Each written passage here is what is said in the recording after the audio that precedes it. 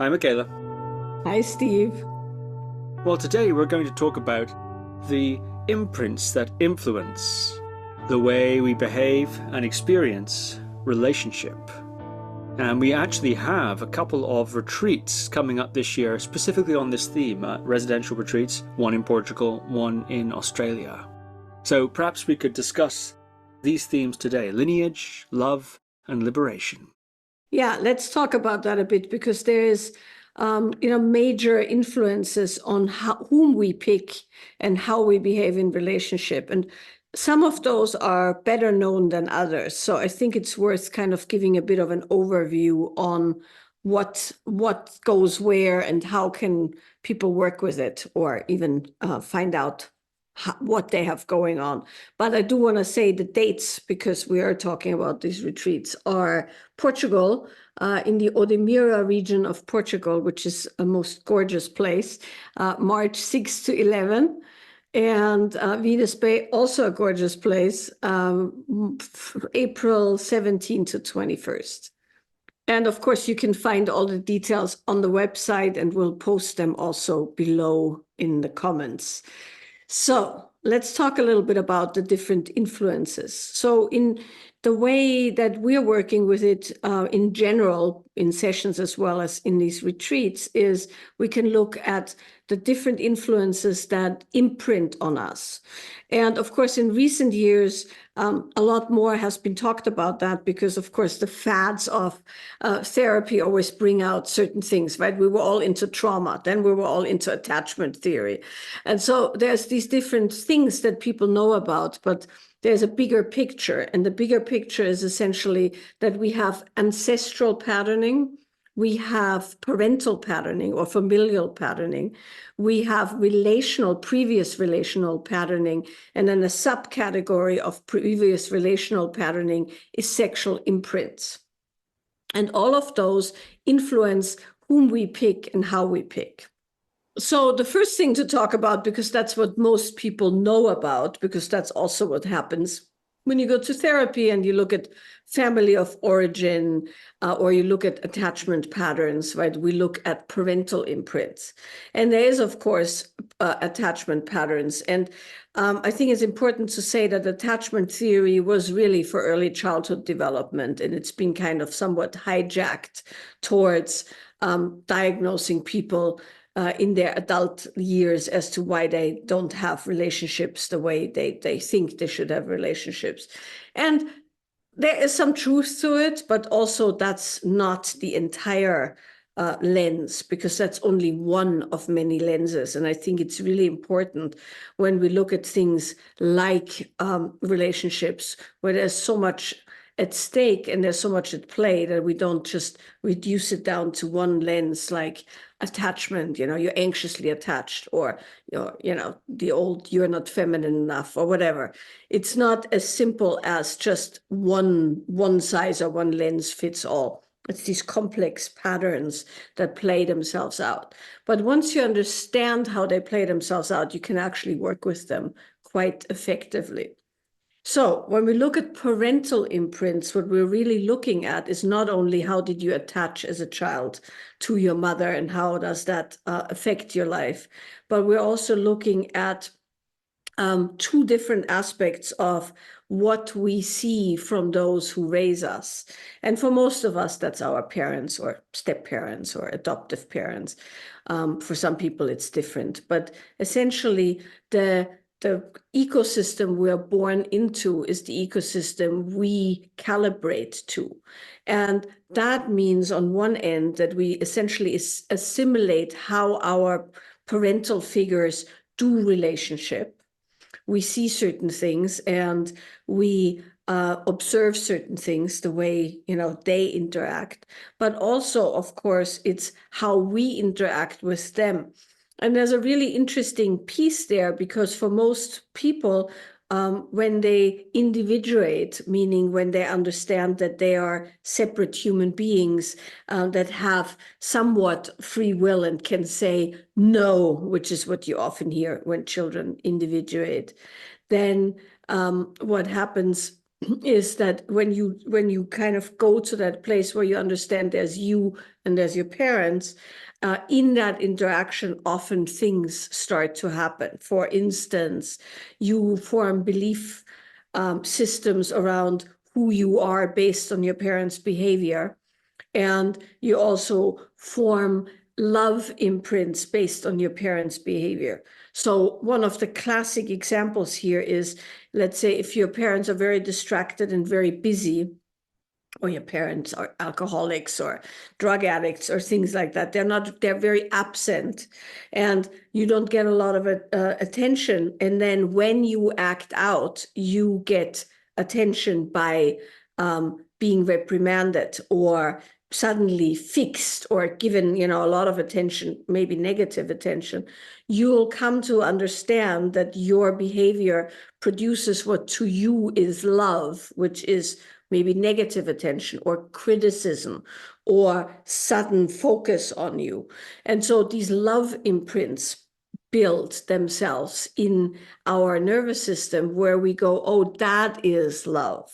So if you are neglected, then maybe you think that is love. Or if you get negative attention, if you've acted out and somebody is mad at you, that is love. Or if they're very critical of you, that is love, because that's when you get the most. So that happens to all of us in some ways, and there's ways to slice that where it's very useful. But for what we are talking about, what we can say is that we each have kind of an imprint from our childhood that says that's love. And that might not actually be love, but that's the love identified as love based on that's what we got. So then what typically happens is, as you grow up, there's a part of you that goes, well, that isn't love. I don't want that anymore. I don't want to be with somebody who criticizes me a lot. But that small part, meaning the barely individuated part who got, stunted in development based on having to behave a certain way to get love, let's say. For a classic one is overbearing mother, people-pleasing child, right? That's a classic one. Or irate father, alcoholic father, whatever, very sensitive, can feel the mood of a room, people-pleasing child, or acting out child. So there's these classic patterns that then translate into relationship, where the adult goes, well, I certainly don't want to be with a volatile partner, or I don't want to be with a critical partner. But there's a part of us that goes, well, but that's love. So we tend to pick people who replicate these patterns of, let's say, critical partner, people-pleasing partner. And then, of course, the critical partner has their own pattern. For instance, they feel like they always have to be in control because they had a very unsafe childhood. So they need to be with somebody who lets them be in control and be critical. And then that person, of course, wants to please the critical partner. And now you have these really interesting dynamics that play out in relationship. And when you know that, and when you understand that, you can actually safeguard against some of these dynamics playing out in their fullness. You can also reshape some of these dynamics by understanding which parts of a person still act out, small child parts. So there's a whole body of work there that we are doing, of course, but also that can be explored in a variety of different therapies and a variety of different lenses. So that's your parental imprint. And of course, based on that parental imprint, meaning based on whatever you received from your parents, you'll build an entire persona that is geared towards making up for what is wrong, right? It's not really wrong, but it's perceived as such. So somebody whose parents were very hands-off, or somebody who was abandoned, might be extremely self-sufficient. And then on one end, they want to do everything for themselves. On the other hand, they don't trust somebody else to be there for them. And so those are the kind of dynamics that we look at when we look at the parental imprint. And there is a subcategory here that's also really, really interesting, or further category that's really interesting, and that's ancestral imprints.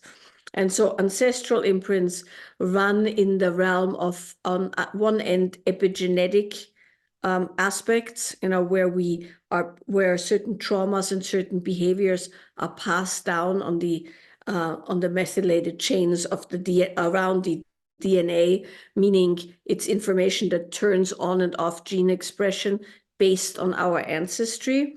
And there's a whole emerging field of research there. And that's interesting in so far that the research shows that we do inherit traumas from our ancestors, but also that there is very effective techniques to reduce that and release it and reshape it. And those techniques are essentially the techniques that are used in shamanic practices and rituals. There's ways to work with that very effectively somatically, because of course you can't work with it.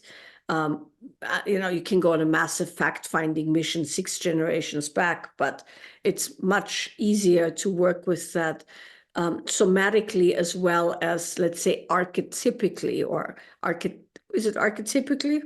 Archetypally. Archetypally, that's what I was thinking, because archetypes are one way that you can work with ancestral patterns. So ritual, certain kind of very specific shamanic, adjacent shamanic and the shamanic adjacent practices, and archetypal myth kind of practices get under the epigenetic aspect. And then there's, of course, the parental aspect that you can work with very specifically. And we've developed this entire set of exercises to work with both of those, because I think it's super, super important when people go into relationship that as much as possible of that is reshaped, released, put into proper perspective, or at least brought to light from the kind of unconscious, shadowy aspects to something that can be worked with. And it's actually quite good when people work together with it. They can understand how the dynamic works and then kind of head it off before it happens, because typically not both people are gripped by that pattern locking at the same time. So I've always been really, really into this in my counseling practice. And then from there, it's been developed to be an actual 5-day, engagement. So these things can be loosened. So then the next thing that we can look at, which is a whole other layer to work with, is previous relationship imprints. And that's much easier to see because that's fairly recent. Most people start having relationships with 16, 17, 18, 20. Typically, people have their first serious relationship in their early 20s, late teens, early 20s. So we can look at that much easier and go, oh, I got the message I'm not X enough, or I got the message I'm undesirable, or I got the message I'm amazing. All of that can happen in the first relationship or first couple of dating experiences. And those imprints and also the breakups of those relationships influence how we go into new relationships. And nowadays, of course, because a lot of dating and early engagement happens digitally and happens, not even face to face, these things are even deeper ingrained and more nefarious, because most people have a lot of rejection in the dating world, and they have a lot of not so great experiences. So all of those experiences, great and not great, layer, and they are all brought into whatever current dating / relationship or budding relationship forms together with the parents and the ancestors. So it's this long line of people on all sides that are connected to when we show up in relationship. And that, of course, isn't really a current moment in time snapshot of who we are. And so it's important to look at these things and look at what kind of coping mechanisms, what kind of imprints, and what kind of behaviors are we in from previous relationships. So that's a whole strand of really interesting exploration and very worthwhile exploration in the context of looking at all the relationships. What have they contributed? What has gone wrong? That kind of, inventory, so to speak, is very useful. And not from a place of, deep excavation, but more from a little bit of a higher vantage point of, because of course in every human's life the common denominator is the person, and so to kind of pull out a little bit and see what are the common pieces, how does it connect, is very useful. And then one of the things that I've developed maybe 12, 14 years ago and have actually never taught publicly, which we're going to teach this year publicly, is sexual imprints and how to remove those from the body, because that's also something that can really mess with a relationship, particularly when it's a deep sexual imprint. Because aside from the relational aspects of, the imprint or the ideas of who we are, there's very specific, almost mechanical things that happen in the sexual domain. And that kind of, engagement with another human body to body in that kind of depth can create a sexual imprint that is very, deep, can be very deep. And typically our deepest sexual imprint shapes how we can open to somebody else or how we can't. And you often hear this. We had this in the AMA questions 3 or 4 times. I can't get my ex out of my system. I have this wonderful husband. I love him deeply. He's so kind, but I'm still thinking of the bad boy who dumped me 6 years ago, but I had this insane chemistry with, right? So you have that a lot, and both ways, where people get really stuck on a previous partner where the relationship wasn't that great, but something about the chemistry or the sexual aspect was so strong that now they're stuck on that and they can't actually fully open to another partner, or they're not even willing to try certain, even like just regular, relationship, because they're so stuck on something. And that can be quite debilitating because it also bleeds into self-pleasure, and it bleeds into opening to the world in a certain way, that kind of heart open, almost erotic engagement with nature. All of that gets very, very constricted when you're fixated on an old sexual imprint that you can't have.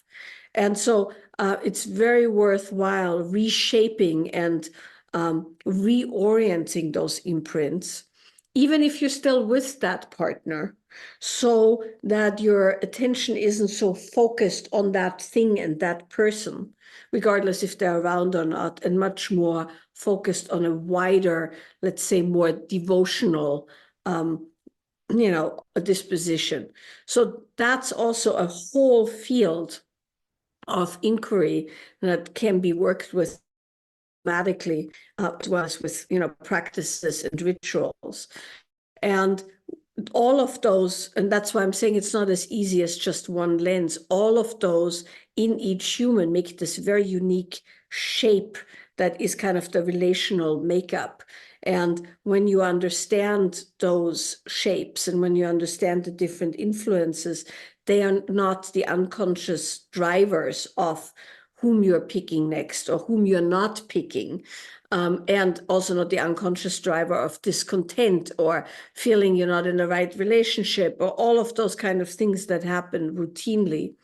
But you're much more aware of why these things happen. And then once you know why they happen, you can actually, on one end, release things, reshape things, but also have skills and kind of, let's say, protocol so that you don't fall into the deep holes of just imprints that are really no longer useful. Very interesting indeed. And these themes, they do come up a lot. You mentioned they appear in the AMA and they do show up in workshops that we run and the private clients that we work with. So it's excellent, I think, to lay out some of these ideas here. And those retreats are coming up soon. The Deep Dive Love, Lineage and Liberation retreats in Portugal and Melbourne. What are those dates again? March 6 to 11 for Portugal and April 17 to 21 for Venus Bay, Victoria, Australia. Yeah, and we have a couple of spots left on those. They are selling out quite fast. So if you want to know more about it or you want to sign up, www.michaelaboehm.com, or you can click the link in the episode description. Well, thank you very much, Michaela. Thanks, Steve.